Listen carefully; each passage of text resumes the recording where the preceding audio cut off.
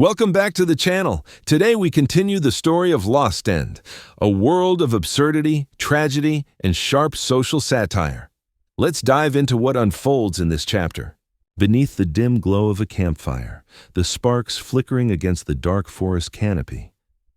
Introductions are made. An old man named Tetsuhachi reveals himself, his face marked by the passage of years, while a young figure named Nero firmly asserts her name, unwilling to be treated as a mere child. Around the campfire, an awkward atmosphere arises as someone notices something amiss.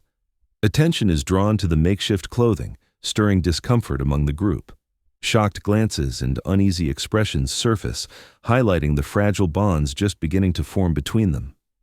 The awkward atmosphere around the campfire suddenly shatters into panic. In the attempt to cover himself, something horrifying comes to light. He's shocked. The makeshift covering isn't just fabric, it's human skin, complete with strands of hair. The tension that had spiked begins to ease. Pale and shaken, he tries to convince himself that the grotesque material isn't human skin. The grim atmosphere shifts slightly as he manages to fashion a crude covering from the available scraps, raising it high with a mix of relief and desperation. His attempt to redo the makeshift covering quickly falters under harsh criticism, exposing how fragile and futile his work really is. But before he can try again, a looming presence interrupts. Tetsuhachi stands before him. In silence, Tetsuhachi takes over the failed attempt. With skillful hands, he quickly reshapes the crude scraps into something far more practical. Nothing is wasted. Every piece is used with precision. The result, though simple, is sturdy and neatly done, standing in stark contrast to the earlier effort. Relief briefly fills the air as the crude garment is completed, but it quickly shifts into awkwardness. Words of gratitude receive no reply. Tetsuhachi's silent, unresponsive gaze raises questions. Was he unable to hear, or did he simply choose not to answer? The weight of guilt presses down, driving him to admit that he has been nothing but a burden. He vows to change quickly, determined not to drag the others down any longer. Yet before despair can sink in, Nero steps in, assuring him that Tetsuhachi isn't ignoring him. With a steady gaze, she seeks to correct his misunderstanding, ready to reveal a truth that may alter how he views the silent old man. While he is still drowning in guilt, a startling truth is revealed. With calm certainty, Nero declares that neither she nor Tetsuhachi has any intention of coming back to life. The words land heavily, shattering the assumption he had clung to all this time. Confusion takes hold. If returning to life isn't their goal, then what is it that drives them forward through such a perilous journey? The answer is nothing like he expected. Their goal isn't life, but adventure. Nero explains that her grandfather, Tetsuhachi, will continue exploring this world forever. For them, this journey is simply an extension of the life they once lived. In his past, Tetsuhachi had been a true adventurer who traveled across the world, only to meet his end in an accident. Yet, even in death, his spirit of adventure refuses to fade. Tetsuhachi's life ended halfway through his great journey, leaving behind lingering regrets.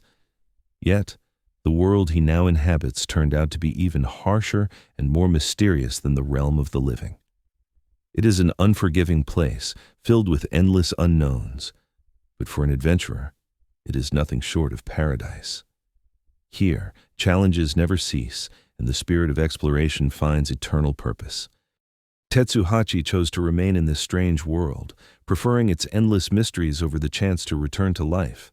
For him, eternal adventure was far more precious than simply being alive again. Nero followed along, a quiet companion and witness to his unending journey.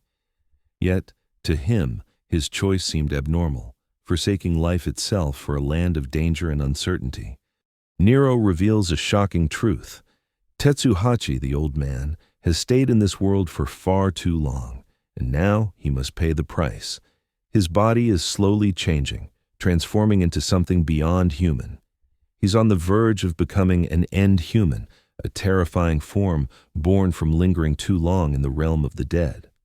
Nero suddenly realizes something terrifying. They've stayed in this place for far too long. From the shadows, monstrous figures begin to emerge, closing in on them.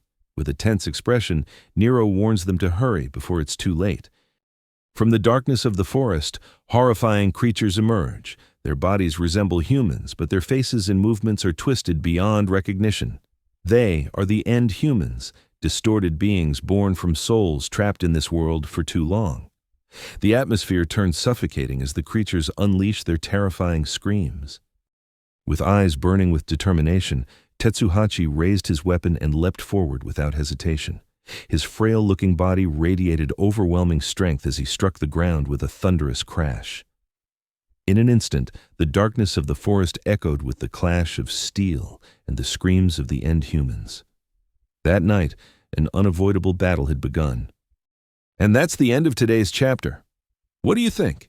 Is the story getting more intense? Don't forget to leave a comment, like, and subscribe so you won't miss the next part of the story. See you in the next episode.